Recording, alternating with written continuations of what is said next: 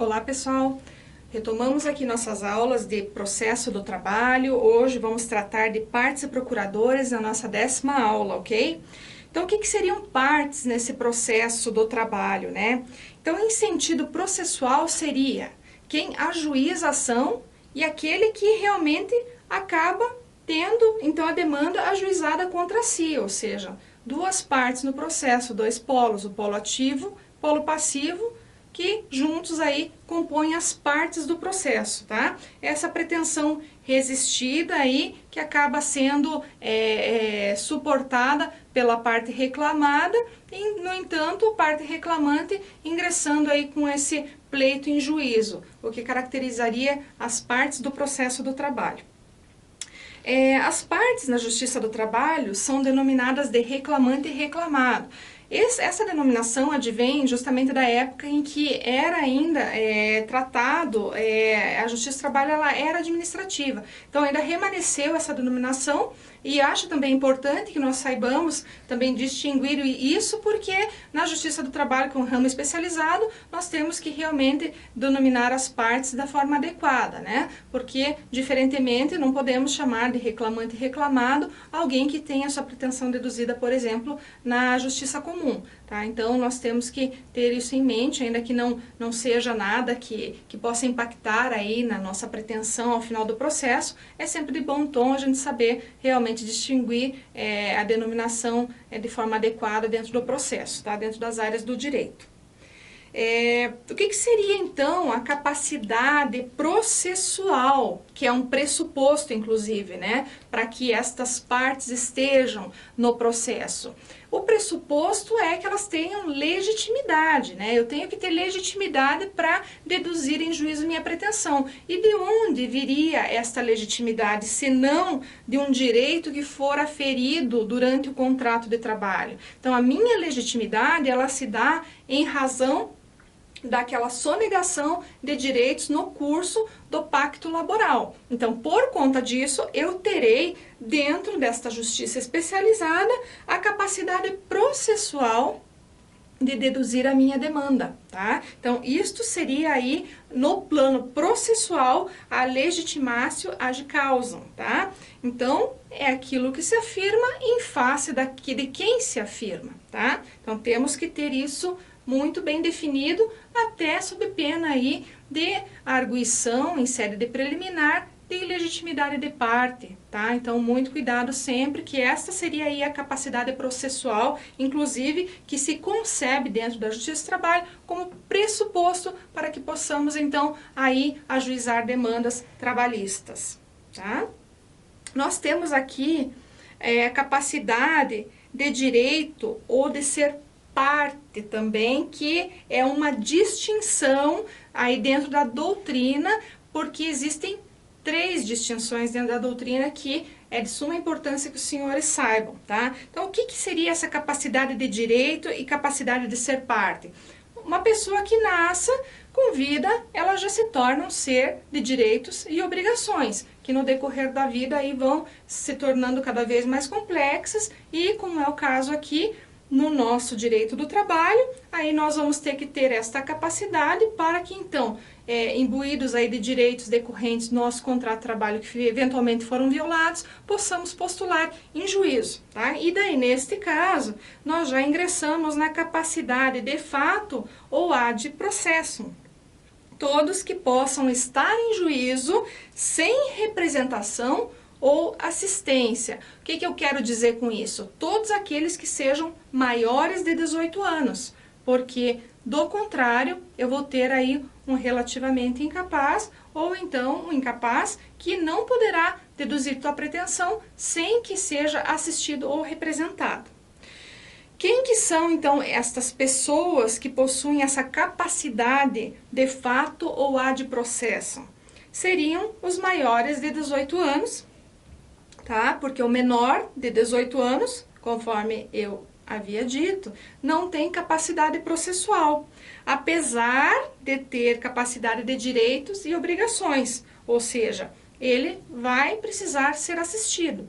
Já os menores de 16 anos deverão ser representados. Então, Temos que ter bem nítido isso, porque existe uma diferença, ainda que a Justiça do Trabalho não faça essa distinção de forma tão expressiva, existe sim essa diferença, porque o assistente, ele vai participar do processo, junto com esse relativamente incapaz, para assisti-lo, vai participar com ele do processo. Já o representante daquele menor de 16 vai decidir por ele, vai representá-lo, vai ter força realmente para decidir, e sem ele realmente, ele que vai dominar aí o processo realmente, que vai estar aí fazendo às vezes, postulando por esse direito aí que foi lesado aí do seu representado. Então, essa é a diferença que tem que ser bem demarcada aí para os senhores, tá?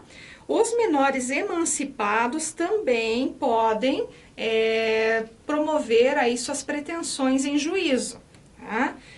Nesse sentido, vale ressaltar aqui que o menor de 18 anos e maior de 16, desde que receba um salário mínimo, poderá, né, ele poderá deduzir sua pretensão independentemente de ser assistido ou representado.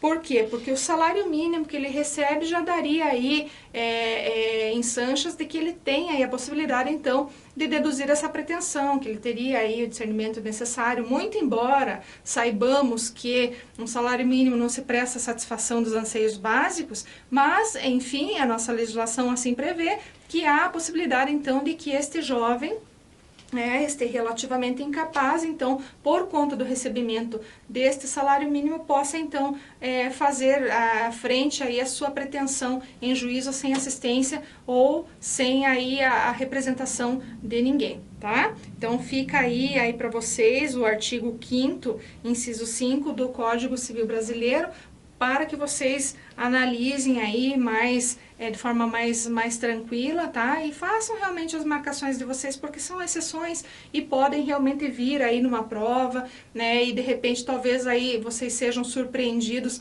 por essa questão e com certeza, tendo estudado de forma adequada, conseguirão responder aí a questão sem nenhum tipo de sobressalto, tá?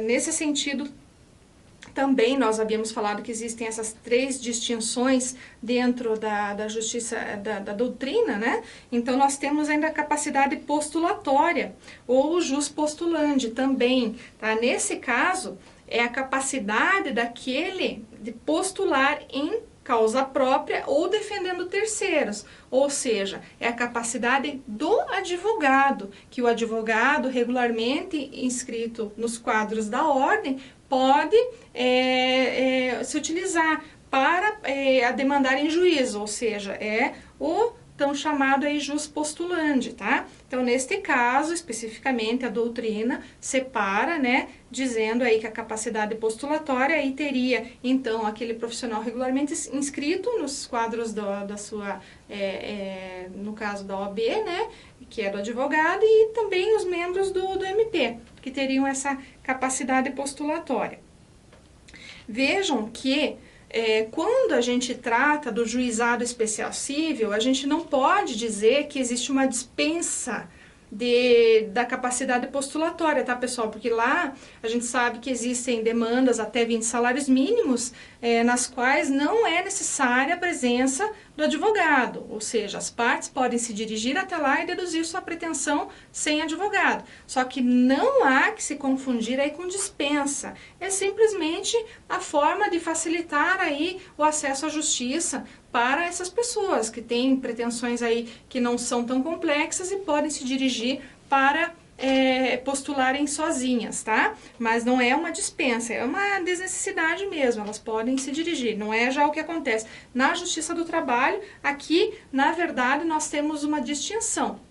Nós, na Justiça do Trabalho, podemos exercer o jus postulandi sem advogado, aí é uma opção da parte, dela querer ou não contratar, tá? Então, existe aí essa situação que tem que ficar bem clara, muito embora o jus postulandi seja, via de regra, aí, exercido pelo advogado, na Justiça do Trabalho, a gente pode conceber que a parte, de acordo aí com o artigo 791, permite que o empregador, ou seja, possa postular pessoalmente sem a necessidade do seu advogado ou de advogado, tá? Então, fica a dica para vocês, tá? Então, não há no JEC, a gente tem que ver aqui a questão da dispensa da capacidade postulatória em causas inferiores, tá? Então, a gente só faz aí agora tem que dar uma verificada para não haver confusão, tá? Na hora de vocês preencherem ou de responderem a prova de vocês, tá? Então, registrem aí que no caso do JEC, tá? A dispensa, então, dessa capacidade, tá bom? E já que, no caso da Justiça do Trabalho, existe disposição legal que permite que o empregado possa postular pessoalmente sem a necessidade de advogado, tá? Se ficou alguma dúvida, pessoal, vocês sabem, a gente tá aí para esclarecer, ok? Bom, nós temos então aí, ainda que haja essa possibilidade na Justiça do Trabalho do exercício desse jus postulandi pelo próprio empregado, existem exceções, como sempre falo para vocês, né? Sempre existem aí várias regras e inúmeras exceções também, tá? No caso, ainda que o reclamante possa ingressar em juízo, possa então promover a sua defesa, as manifestações todas, até a sentença, sem prejuízo aí de ter que contratar um profissional para que faça isso, nós temos casos específicos que não autorizam, que demandam a atuação de um advogado. Aí seriam quais esses casos, tá? Então, alcançaria aí, nesse caso, a ação rescisória, a ação cautelar, o mandado de segurança e os recursos de competência do Tribunal Superior do Trabalho. Ou seja, nestes casos, eu tenho que obrigatoriamente contratar um advogado, porque do contrário eu não vou ter como acessar, aí não vou ter como me servir desse aparato que eu tenho aqui, que me permite postular, né, se não contratar um advogado. Então, muita atenção aí para estas medidas, tá, que são bem importantes, então, que vocês marquem aí na súmula 425, né, para não haver dúvida. Então, ação rescisória, ação cautelar, mandado de segurança e recurso para os tribunais superiores. Nesses recursos aí vocês podem incluir, inclusive, né, tanto o recurso ordinário, né, quanto todos os demais recursos aí que tenham que ser apreciados pelo STF, enfim, né, o TST, para que não haja nenhuma dúvida, tá? Porque nesse caso o jus postulandi não é permitido.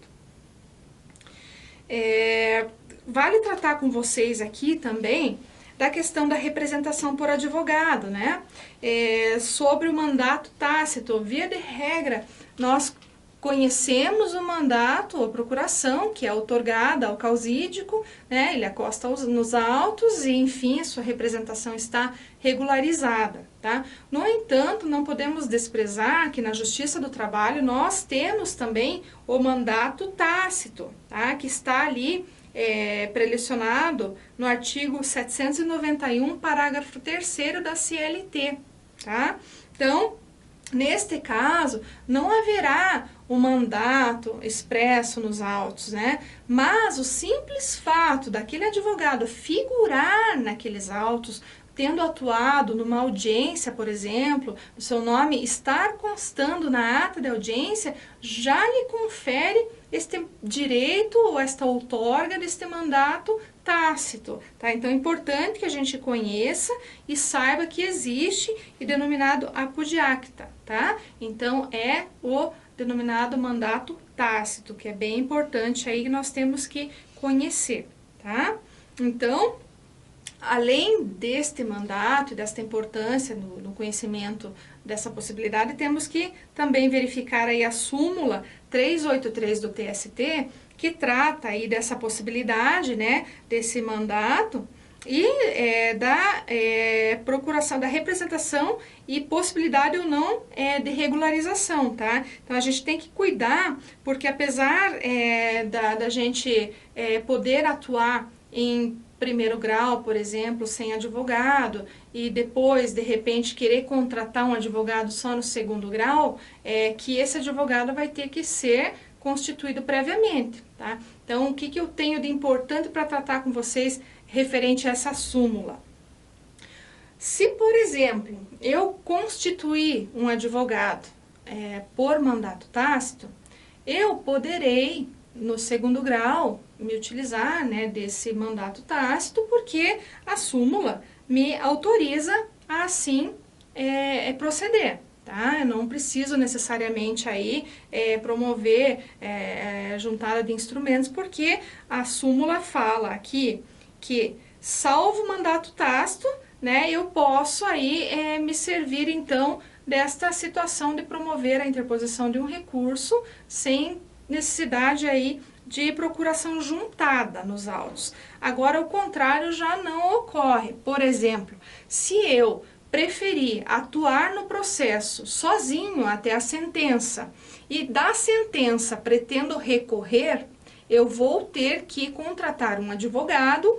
Antes da interposição desse recurso, tenho que outorgar poderes para que o recurso já seja interposto com esta procuração.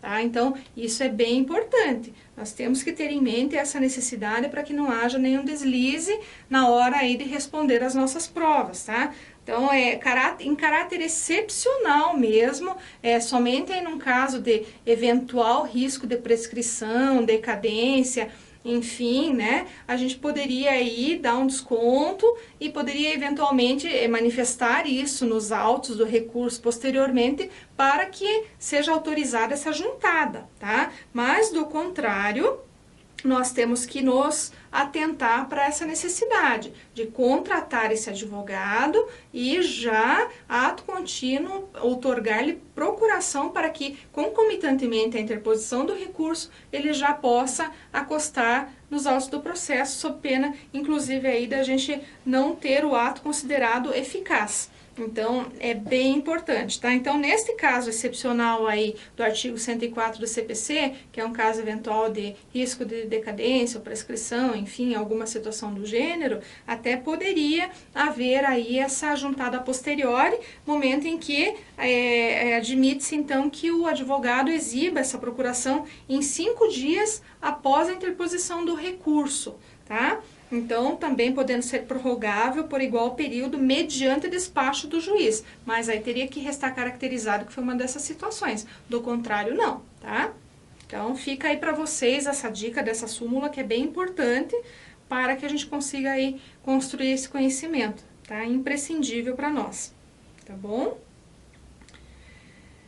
Bom, nós temos aqui outra questão que é muito importante, que é a possibilidade ou não de subestabelecer esta ação por advogado que foi constituído por mandato tácito, se haveria ou não a possibilidade de subestabelecimento desse processo. Então, conforme então essa orientação jurisprudencial 200 do TST, não existe essa possibilidade, o subestabelecimento seria inválido, portanto, a necessidade então de que haja realmente a constituição desse outro causídico, desse outro advogado, por procuração da forma correta, porque, do contrário, aí nós vamos ter aí um problema também processual, né, de ser considerado ineficaz o ato praticado, tá? Então, bem importante também.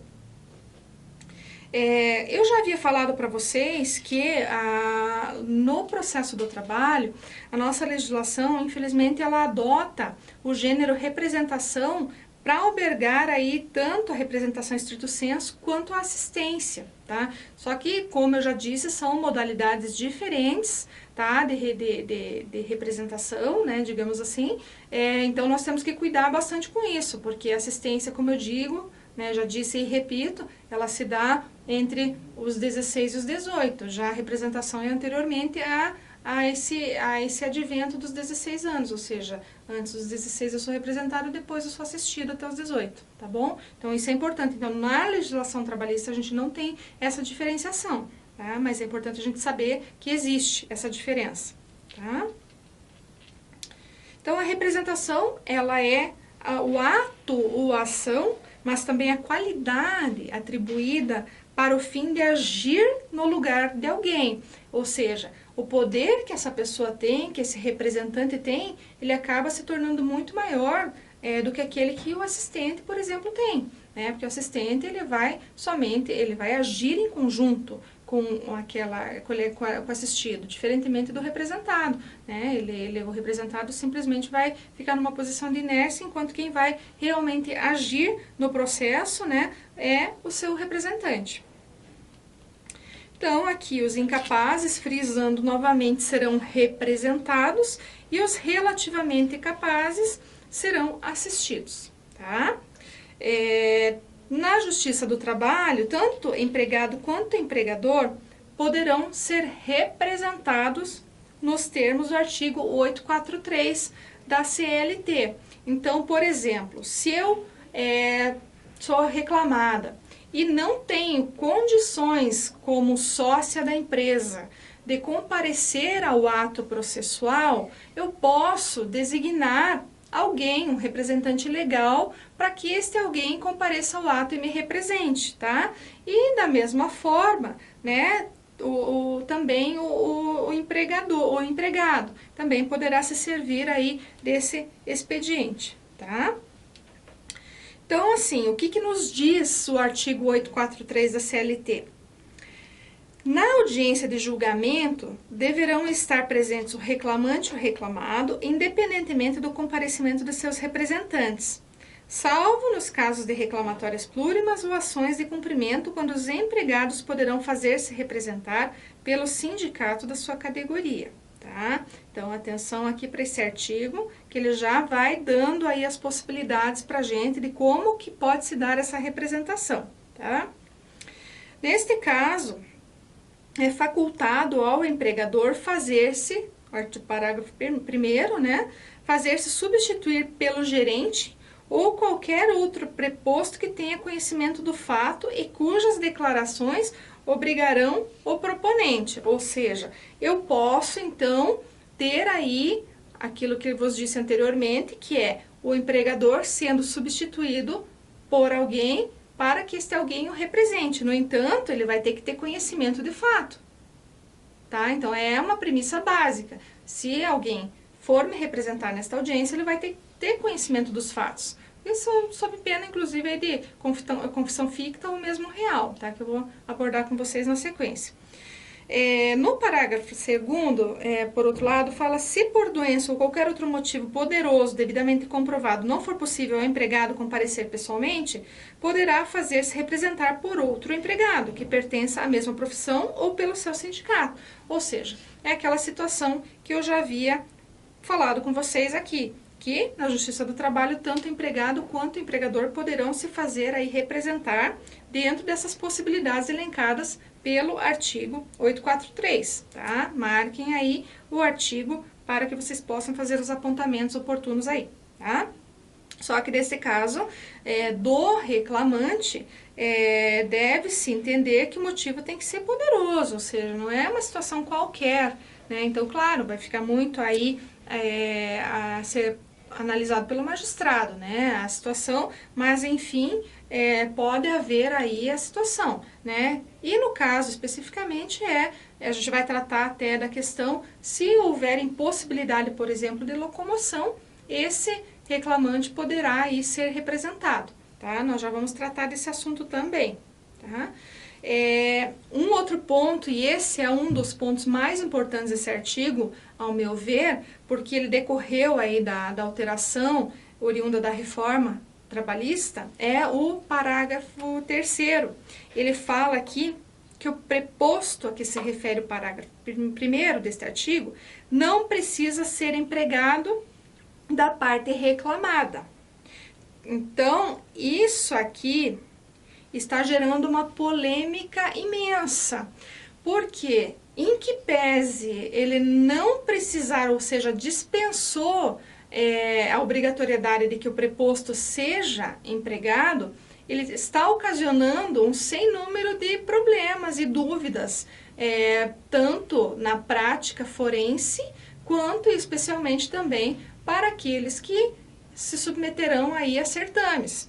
Porque a gente, efetivamente, as decisões que estão saindo pelo Brasil aí são das mais variadas nesse sentido. Então, não existe nenhuma segurança jurídica mais, porque eu não sei até que ponto que eu posso, de fato, levar alguém que não tenha vínculo e esse alguém não vai trazer um prejuízo para a empresa. Por quê? Porque este alguém, ele vai ter que ter conhecimento dos fatos.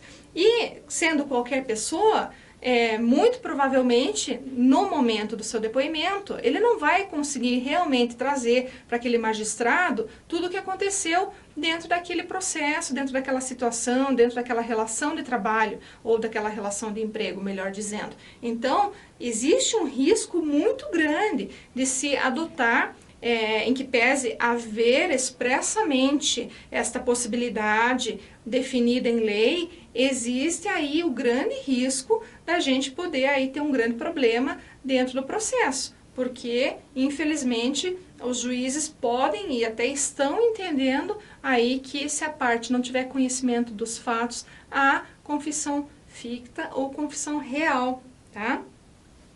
E existe a súmula 377 do TST, que é muito importante, ou seja, já existia, né, anteriormente, e regulava essa situação aí da possibilidade de comparecimento de preposto que não fosse funcionário, quando o empregado quando fosse no caso aí de relação de empregado doméstico ou contra micro ou pequeno empresário, né? Então, nesses casos aí, havia essa possibilidade aí que, né, conferia, digamos assim, essa prerrogativa de levar, né? Então, o preposto deve ser necessariamente empregado do reclamado, exceto quanto à reclamação de empregado doméstico ou contra micro ou pequeno empresário, tá? Então, a gente tinha aí essa disposição e agora fica a dúvida, né? Como que isso vai passar a ser entendido nos nossos tribunais, tá? Existe aí uma discussão sobre a alteração dessa súmula. No entanto, essa discussão está suspensa desde fevereiro de 2018. Tá? Então, nós temos que tomar bastante cuidado, porque por isso que eu chamei a atenção para que a gente saiba se posicionar, porque aqui, como não está ainda plenamente desenvolvido essa situação, só um pouquinho aqui, eu vou pedir para você cortar, eu vou pedir para você cortar, na verdade, um pouco antes, tá? Porque eu vou, quer ver, ó? Eu vou até te mostrar a partir de quando. Se você conseguir cortar a partir daqui das polêmicas, tá? Aí quando eu entrar nessa outra fase aqui da súmula 377, daí você volta se puder editar para mim, fazendo favor, tá bom?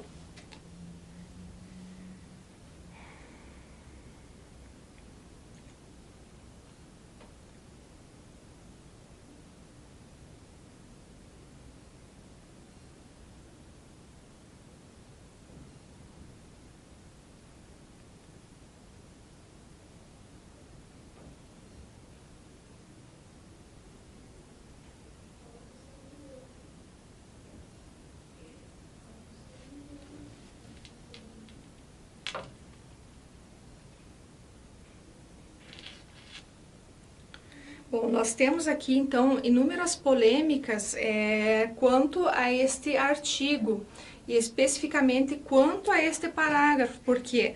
Porque, ainda que haja, então, essa possibilidade franqueada pela lei, nós temos aqui a súmula 377, que, né, já era pré-existente, e ela já excetuava algumas situações, né? Então, ela dizia, exceto quanto à reclamação de empregado doméstico ou contra micro ou pequeno empresário, o preposto deve ser necessariamente empregado. Então, eu havia aqui essas possibilidades, porque o micro ou pequeno empresário, ele tem poucos funcionários, então era autorizado por lei que ele procedesse enviando aí, de repente, um preposto que não fizesse parte dos seus quadros, tá? Só que essa situação é extremamente complicada para nós, porque existe uma discussão para alteração dessa súmula aí, e ela está suspensa desde fevereiro agora de 2018. Então, a proposta de alteração é que justamente relativa às ações trabalhistas propostas até 10 de novembro de 2017, é indispensável que o preposto seja empregado do reclamado, tá? Exceto quanto à reclamação de empregado doméstico ou contra micro ou pequeno empresário, que era o que já, né, que é o que ainda está válido aí nessa súmula, tá? Então, o preposto deve ser necessariamente empregado do reclamado.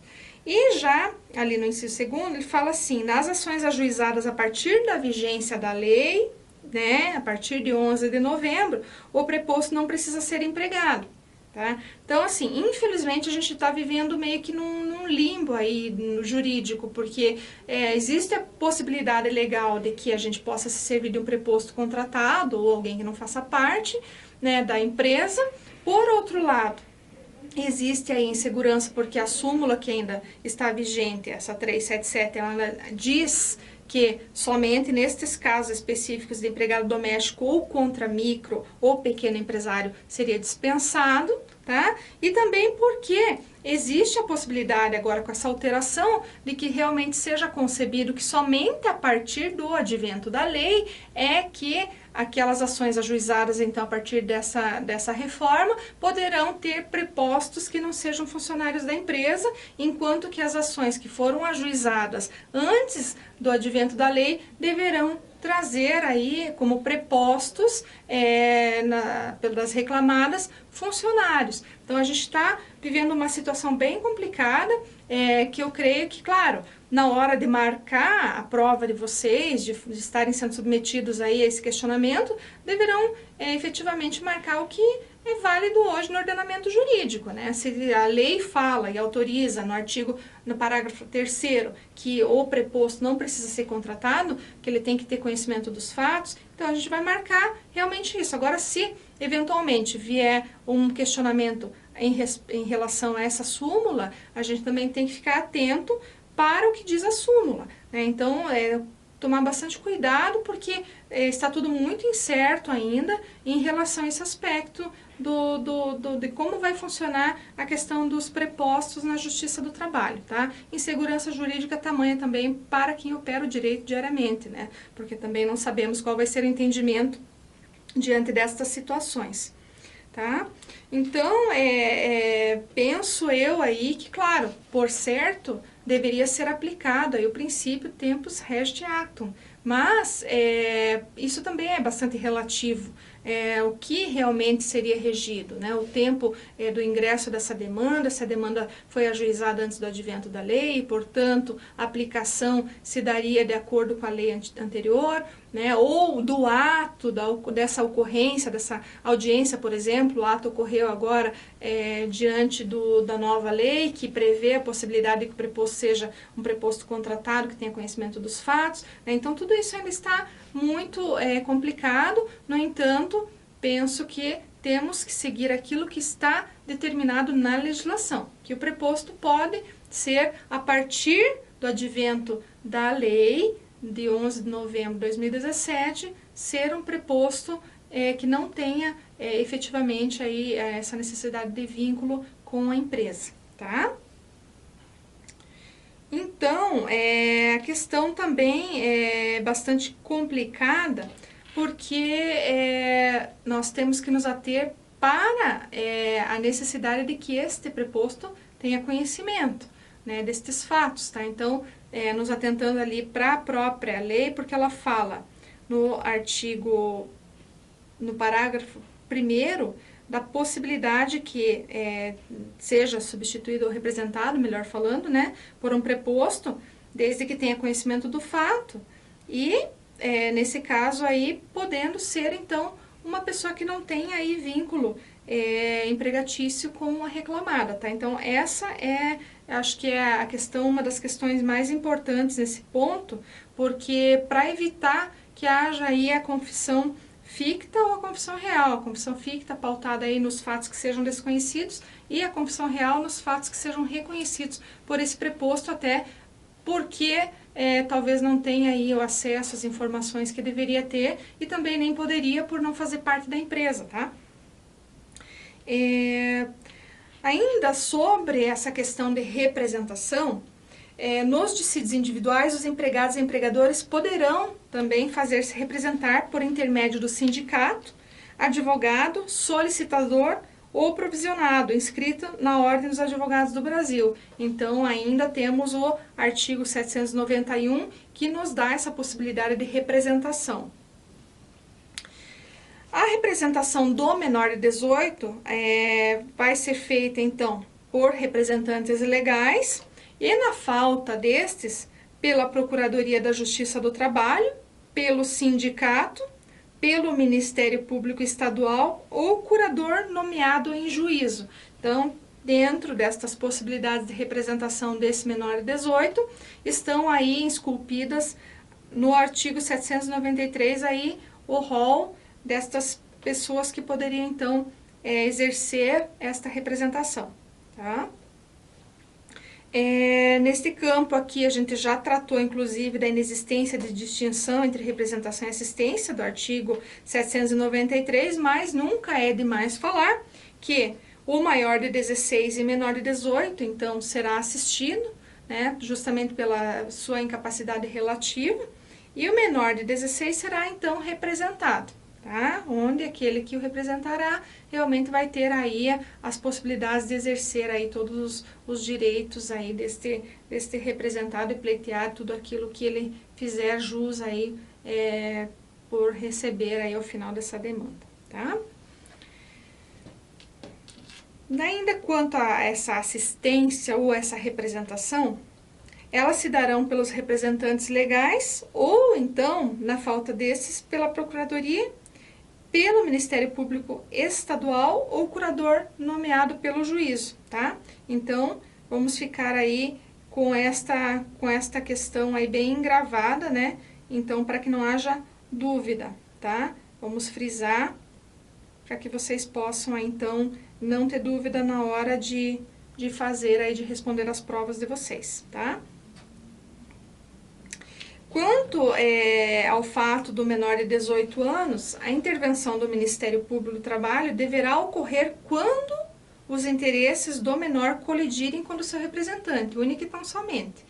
Por quê? Porque pressupõe-se que esse representante, né, ele está ali satisfazendo os anseios do seu representado, que na verdade é aqui menor de 18, mas leia-se, né, nunca esquecendo aí da distinção 18, 16 e menor de 16, né? Então, nesse caso aqui, sempre que houver aí alguma divergência de interesse, sendo assistente ou representante, o Ministério Público, então, deverá atuar para evitar que esse representado tenha algum prejuízo na obtenção dos seus direitos e das suas garantias, tá? Nesse aspecto, existe doutrina contrária, entendendo que mesmo o representado deve haver provocação do MPT, como custos legis, tá? Então, independentemente de qualquer coisa, ainda que não haja divergência de interesses, o simples fato dele estar sendo representado, ele teria, então, que ter aí o direito de ter o Ministério Público do Trabalho intervindo como custos legis, tá? Para que não haja, então, nenhum tipo de prejuízo. Mas essa é parte da doutrina que entende assim, tá? Não é uma regra absoluta, né? Doutrina que não entende, que precisa, e outra que entende, tá? Mas, via de regra, podemos entender, então, que não havendo colisão entre interesses, não haverá necessidade da participação ou da intervenção do MPT neste processo. Se eventualmente não houver Procuradoria de Justiça do Trabalho no local, né, esse menor será então representado pelo Ministério Público Estadual ou por curador nomeado pelo juízo. Tá? Então, claro, tem lugares que a gente sabe, o Brasil é um país imenso, aí, de dimensões gigantescas, pode ser que realmente esse menor não tenha aí o amparo, né, da Procuradoria de Justiça do Trabalho, então ele vai precisar aí que o Ministério Público Estadual possa intervir aí ou então o próprio juiz nomeie um curador para que possa então assistir a esse menor, tá? Em alguns casos, localidades distantes, se o menor não tiver representante, a jurisprudência admite a nomeação do advogado como curador especial. Então, aí é mais uma hipótese diante destas anteriores que tratamos, né? De que o advogado também seja nomeado aí como curador especial desse menor, tá? Como a gente está tratando aí dessas possibilidades, né, de partes, procuradores, enfim, eu acho que é importante a gente tratar também da questão de possibilidade ou tolerância de atraso em audiência, porque, na verdade, as partes, elas procuram, elas postulam pelos seus direitos, né? E dentro de todos esse rol, esse emaranhado, nós temos necessariamente que passar por atos processuais, enfim, e saber também como devemos nos comportar diante dessas situações, tá? Então, nesse caso, será que existe a possibilidade, por exemplo, das partes se atrasarem diante de, por exemplo, um ato, uma audiência marcada para as 14 horas, elas podem chegar às 2h05, às 2h10, às 2h15? Existe previsão para isso? Existe posicionamento, na verdade, uma orientação jurisprudencial 245 do TST, SDI 1, falando que não existe a possibilidade de atrasar, tá? Então, essas partes atrasarem, infelizmente, vai haver aí a ocorrência das implicações legais que vão incidir e não vai ter o que fazer, tá? Então, porque não existe essa tolerância de qualquer atraso na Justiça do Trabalho, tá?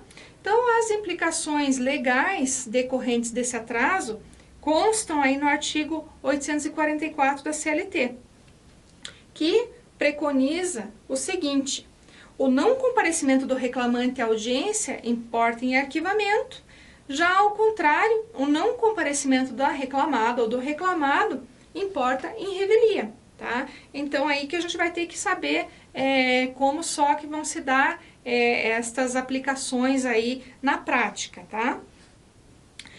No parágrafo único aqui, nós já temos uma sinalização que, ocorrendo, entretanto, motivo relevante, poderá o presidente suspender o julgamento, designando nova audiência, ou seja, aí vai ficar realmente a cargo do magistrado perceber se houve esse motivo relevante a ponto de poder designar aí uma outra data para este ato, tá? Nesse caso, então, o juiz poderá suspender o julgamento e designará essa nova data, tá? Mas, como digo, né, o motivo tem que ser relevante e vai ter que ser devidamente apreciado pelo magistrado para que não haja aí a incidência dessas implicações legais aí versadas no arquivamento ou mesmo na revelia, tá?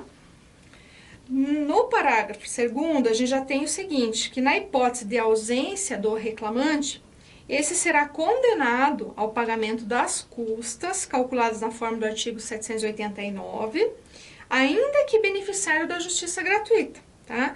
Salvo se comprovar com um atestado médico, dentro do prazo de 15 dias, que ele não pôde comparecer, tá? Então, o motivo tem que ser aí legalmente justificável, tá? Então, ele vai ter que comprovar, via de regra, ele faz aí com um atestado médico para dizer que ele realmente estava impossibilitado desse comparecimento, tá?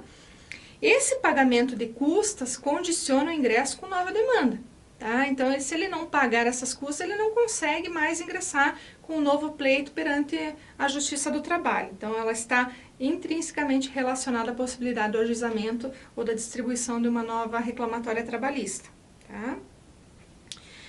Quanto à questão das implicações jurídicas negativas aí para o parte reclamada ou para o reclamado, nós temos que, antes do advento dessa reforma trabalhista, aplicava-se a revelia mesmo, né? Agora não, agora nós temos aí algumas disposições que tratam essa questão de uma maneira mais amena, tá? Se vocês observarem lá nesse parágrafo 4º, a revelia então não produz o efeito mencionado no caput quando houver pluralidade de reclamados e algum deles contestar a ação. tá? Então, eu não terei revelia nesse caso. Quando o litígio versar sobre direitos indisponíveis, também não terei revelia. Se a petição inicial não estiver acompanhada de instrumento que a lei considere indispensável à prova do ato, ou seja, o reclamante ingressou com uma ação, com uma reclamatória trabalhista, no entanto, não a instruiu adequadamente como previa a legislação. Eu precisava, por exemplo, juntar a Convenção Coletiva de Trabalho, que dizia muito sobre os direitos que eu estou perseguindo, por exemplo, né? Então, eu posso, num caso como esse, ter aí não aceitação aí ou não ocorrência da revelia, tá? Num caso como esse, tá? Porque eu precisava da prova, né? Eu precisava demonstrar efetivamente aí que realmente o meu direito está sendo amparado, ou seja, qualquer outra prova, de repente até uma prova documental, um exame, algo que o valha para sustentar aquele direito que eu tenho afirmado na minha inicial. Ou, então, quando as alegações de fato formuladas pelo reclamante forem inverossímeis, ou estiverem em contradição com prova constante dos autos. Por exemplo, o reclamante ingressa com uma reclamatória aduzindo que laborava em descumprimento com as normas, que fazia horas extras que não eram pagas. No entanto, são juntados olirites ou mesmo próprios cartões ponto, revelando que, em verdade, essas horas eram sim pagas e não havia, portanto, essa questão aí que ensejasse indenização pelo pagamento ou pelo não pagamento, melhor dizendo, destas horas extras, tá? Nesse caso aqui, como que eu posso conceber se eventualmente a reclamada trouxer atestado, né? Como que tem que ser nesse caso, né? Para ela não ter a aplicação dos efeitos da revelia. Porque nós vimos aqui que o artigo 844, ele é muito importante no que diz respeito a essas possibilidades agora, então, de não ocorrer revelia diante das situações previstas aqui a partir do parágrafo 4º, né? Então, se eventualmente alguma delas se enquadrar, eu não tenho os efeitos da revelia sendo aplicados, não produz, né, os efeitos mencionados no caput. No entanto, se ainda assim eu não me adequar a nenhuma dessas situações que estão elencadas ali nessa disposição legal, como que, se eu tive um problema de saúde, como que eu posso fazer para comprovar? E será que esse problema de saúde que eu tive, que me impossibilitou de comparecer àquele ato processual, vai realmente poder satisfazer os requisitos para eu não ter os efeitos da revelia aplicados em meu desfavor? O que nós temos de resposta aí? Nós temos a súmula 122 do TST, que trata, então, da possibilidade de atestado médico, sim, dessa apresentação. No entanto, esse atestado médico vai ter que declarar expressamente a impossibilidade de locomoção do empregador ou do seu preposto no dia da audiência. Não basta, portanto, que eu traga um simples atestado médico tentando justificar a minha ausência, porque ele não vai ser aceito. Ele tem que constar expressamente a minha impossibilidade de locomoção naquele dia, por qualquer situação, né? Então, se for uma causa comum, uma gripe, enfim, qualquer outra situação menos gravosa, eu não tenho como justificar. Então, se eu não me enquadrar ali naquelas situações do parágrafo 4º, infelizmente eu vou ter aí os efeitos da revelia, ok? Então, muito cuidado aí com essa questão de atestado, muito embora possa ser utilizado para justificar a minha ausência naquela audiência, eu tenho que realmente ter lá declarado de forma expressa que eu não podia me locomover, tá? Ou o meu preposto, enfim, aquele que for designado para comparecer ao ato, tá? Muito importante também a gente tratar aqui da audiência da audiência, né, de prosseguimento, tá? Como que se processa essa audiência no caso em que o reclamante eventualmente não compareça, tá? Nós temos, então, que a súmula 9 do TST regula essa situação, tá? Qual é a disposição nesse sentido? Que a ausência do reclamante, quando adiada a instrução, após contestada a ação em audiência, não importa arquivamento do processo. O que eu quero dizer com isso, tá? Que na eventualidade, por exemplo, essa audiência é uma audiência aí, como eu digo, em prosseguimento, né? Digamos que a parte reclamada não tenha apresentado a defesa naquela primeira audiência, tá? Digamos que essa foi a situação. Então, se eu, por exemplo, parte reclamada, não apresentei a defesa, arquiva-se o processo no caso de ausência desse reclamante, nessa audiência de prosseguimento. Agora, se eu, reclamado, tiver apresentado a minha defesa naquela audiência, o processo, ainda que a parte reclamante não compareça nessa audiência em prosseguimento, o processo não será arquivado, porque eu, reclamado, reclamada, tenho direito então a uma sentença de mérito, uma sentença em que seja apreciado todo o petitório do reclamante e que também possa então, com base nessa atuação do reclamante desidiosa de não comparecer, possa me ser prolatada uma sentença favorável. Então eu tenho direito, parte-se do pressuposto então que a partir disso eu vou ter direito à obtenção dessa sentença, né, que provavelmente, diante de uma situação como essa, pode me ser favorável.